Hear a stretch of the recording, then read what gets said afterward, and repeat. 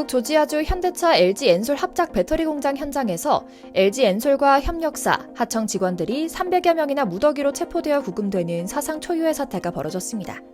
현지법상 육체 노동을 할 수 없는 비자를 받아 현장에서 일했기 때문이라고 하는데요. 안타깝고 답답한 일입니다.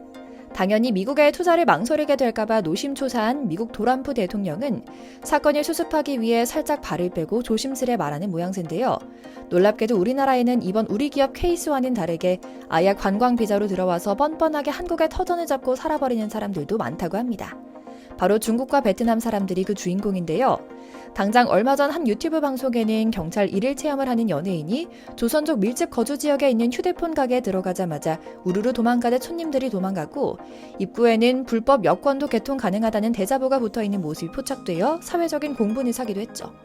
그런데 이제 더 큰일이 날 것 같습니다. 중국인들이 무비자로 한국으로 몰려오는 시기가 오고 있거든요. 물론 이게 뭐 별거냐 하실 수도 있지만 이거 정말 별겁니다. 단순히 비자 발급 비용 약 5만 원을 아끼는 수준이 아니거든요. 뿐만 아니라 법무부는 광복 80주년을 기념해 체류기간이 지난 외국 국적 동포들, 즉 불법 체류하고 있는 조선족들을 묻지도 따지지도 않고 합법 비자를 주겠다는 내용을 발표하기도 합니다.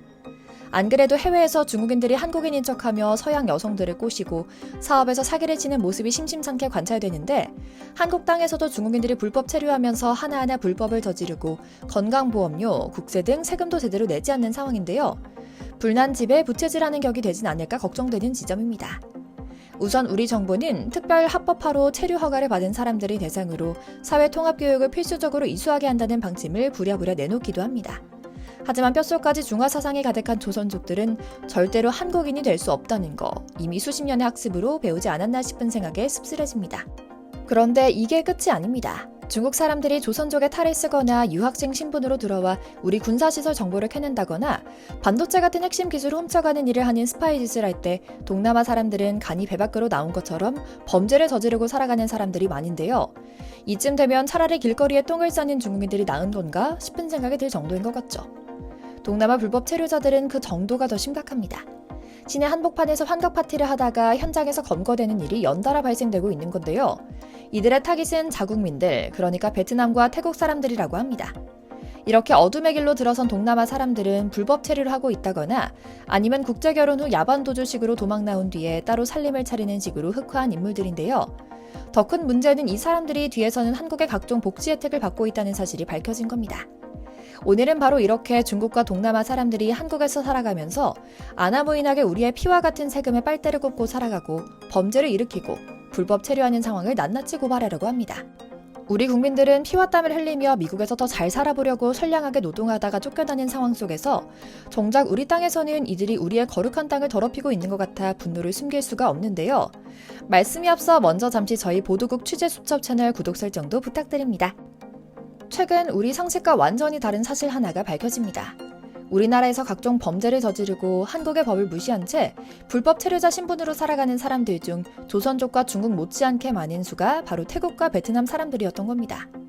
실제로 며칠 전 서울 압구정에 있는 클럽에서 태국인들이 떼거지로 잡혀가는 일이 발생했습니다. 환각성 약품을 나눠 투약하는 현장을 급습했던 건데요. 케타민, 히로뽕, 대마초 등 종류도 다양했다고 하죠. 뿐만 아닙니다. 심지어 태국 사람들 중에는 유명 연예인도 한국에서 입국 거부를 당할 정도로 사건 사고가 많다고 하는데요. 그러면서 동시에 중국과 동남아에서는 혐한 여론이 피어오르며 일본에는 친일 정신을, 한국에는 적개심을 드러내기 시작했다는 웃기는 소리도 하고 있죠. 하지만 우리나라를 포함한 전 세계에서는 불법 체류를 방지하기 위해 필요한 조치를 하는 것은 정부의 당연한 임무입니다. 현재 한국 내 태국인 불법 체류자는 15만 7천 명 규모로 압도적인 1위를 자랑하고 있습니다. 조선적으로 문제가 심각하다고 알려진 2위 중국인에 비해 2.5배나 많은 상황입니다. 심지어는 태국인 총 체류자의 78%가 불법 체류자라는 집계도 있죠. 그리고 이건 20년도 더 전부터 켜켜이 쌓인 태국인들의 한국 선망과 친근감 때문입니다. 태국인들에게 한국은 가고 싶은 여행지인데요. 여기에 임금도 차이가 크죠. 블랙핑크 리사의 출신 성분으로도 알려진 하위층, 로스의 평균 임금은 월 40만 원 안팎이라고 합니다. 한국의 최저 월급이 200만 원을 넘기 때문에 태국의 5배가 넘는 상황입니다. 우리 입장에서 보면 똑같은 저숙련 일을 하고도 월 1,000만 원을 벌 수 있는 효과가 나는 겁니다. 그리고 우리 입장에서도 우리를 욕하는 것은 매우 억울한 일이기도 합니다. 태국이 한국전쟁 참전국이었기에 이 특수관계를 인정하고 감사함을 표현하는 마음으로 한국인들도 외국에 제대로 나가보기도 전인 1981년부터 무비자를 허용했으며 태국인들에 대해서는 한국 내에서 산업체 취직이나 유학 등 여러 편의를 받을 정도로 다양한 혜택이 있었거든요. 그런데 이를 악용해서 오히려 한국의 단물만 빨아먹으며 문제를 일으키고 있으니 속만 타들어가는 것이죠. 그래서인지 태국 내에서는 원래도 극심했던 친일파들이 더 득세하며 혐한을 부추기고 있다고 하고요. 그런데 동남아의 신흥 이중인격 배신자 나라 베트남 역시 한국을 죽기보다 싫어하면서도 한국에서 각종 만행을 저지르고 다니는 나라로는 둘째가라면 서럽습니다. 빨간 바탕에 노란색 별이 그려진 국기를 쓰는 나라 사람들이 믿지 말고 웬만하면 어떤 거래도 하지 말라는 말이 있는데요.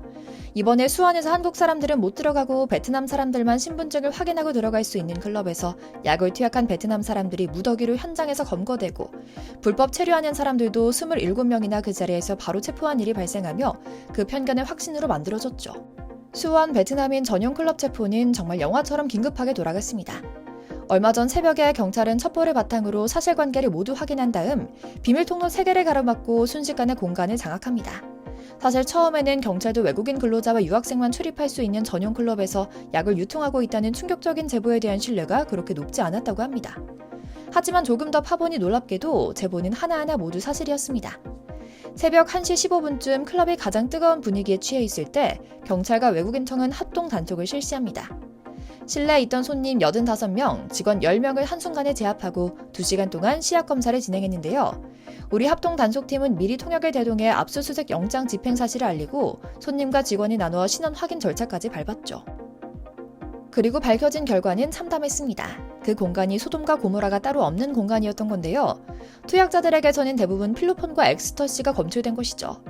우리나라에도 이렇게 강력한 약이 대체 어디서 어떻게 들어와 이렇게 퍼져 있나 하는 생각이 들어 분통이 터지는데요. 현장을 살펴보면 정말 이렇게까지 남의 나라 와서 따로 차려놓고 놀아야 하나 싶을 정도입니다. 클럽은 3층 복층 규모의 250평 규모로 경기 남부지역 최대 규모의 외국인 클럽으로 꼽히는 곳이었는데요. 한국인으로 귀한 30대 업주가 지난해 7월부터 건물을 빌려 회원제로 운영해 온 것으로 알려져 있었죠. 그는 해당 클럽을 철저히 베트남인 사전 예약제로 영업을 했고 단속에 대비해 다른 업장을 통해 바깥으로 도망갈 수 있는 비밀통로를 3군데나 마련하는 철두철미함도 보였죠. 하지만 비밀통로로 도주한 사람은 단 한 명도 없다고 하니 귀신이 곡할 노릇이죠. 그런데 여기서 눈여겨볼 일이 하나 더 있습니다. 바로 베트남 출신으로 한국 국적을 얻은 사람이 한국에서 모국인 베트남 사람들을 대상으로 범죄 현장을 만들어 놓고 돈을 벌고 있었다는 건데요. 이래서 국제결혼 등을 통해 쉽게 귀화하는 베트남이나 태국, 중국 사람들을 많이들 걸러내야 한다는 주장이 나오고 있는 상황이죠.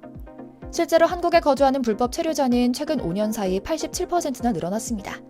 지난해 기준 국내 불법 체류자는 39만 2,196명인데요. 해마다 늘어나는 불법 체류자의 규모가 정말 무서울 정도입니다. 특히 중국, 태국과 베트남이 불법 체류자의 절반 이상을 차지할 정도입니다. 조사 결과에 따르면 태국과 베트남 국적의 외국인 10명 중 7명은 불법 체류자가 될 정도라고 하는데요. 희한하게 조선 쪽 관련 통계는 발표되지 않고 있죠. 그럼에도 아무리 돌이켜봐도 우리는 한국에서 문제를 저지르지 않는 선한 민족들에 대해서는 차별이 없습니다. 최근 들어 중국 조선족, 베트남인, 태국인들이 유난히 문제가 되는 것은 이들이 한국에 와서 저지르는 일들 때문입니다. 한국을 배신하고 한국의 이미지에 오명을 씌우는 불법 체류나 범죄와 연결되면 가차 없을 겁니다. 앞으로도요. 오늘 준비한 영상 여기까지입니다. 저희 보도국 취재수첩 채널 구독, 좋아요도 부탁드리고요. 오늘도 시청해주셔서 감사합니다.